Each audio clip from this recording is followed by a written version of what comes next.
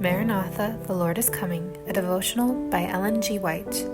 Food and Lands in the Last Days, June 22nd. Take therefore no thought for the morrow shall take thought for the things of itself. Sufficient unto the day is the evil thereof. Matthew 6, verse 34. The Lord has shown me in vision, repeatedly, that it is contrary to the Bible to make any provision for our temporal wants in the time of trouble.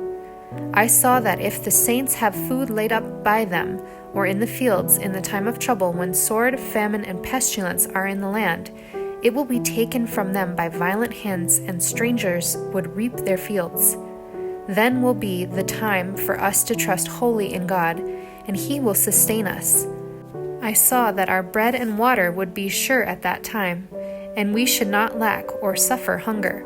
The Lord has shown me that some of His children would fear when they see the price of food rising, and they would buy food and lay it by for the time of trouble. Then in a time of need I saw them go to their food and look at it, and it had bred worms, and was full of living creatures, and not fit for use.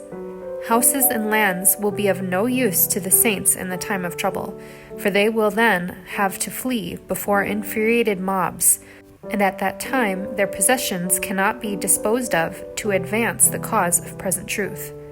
I saw that if any held onto their property and did not inquire of the Lord as to their duty, He would not make duty known, and they would be permitted to keep their property, and in the time of trouble it would come up before them like a mountain to crush them, and they would try to dispose of it, but would not be able.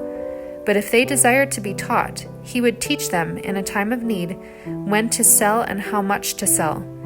In the last great conflict of the controversy with Satan, those who are loyal to God will see every earthly support cut off. Because they refuse to break His law in obedience to earthly powers, they will be forbidden to buy or sell.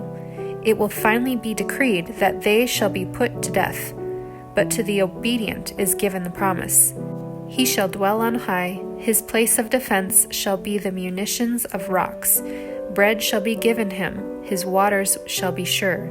Isaiah 33, verse 16. By this promise the children of God will live.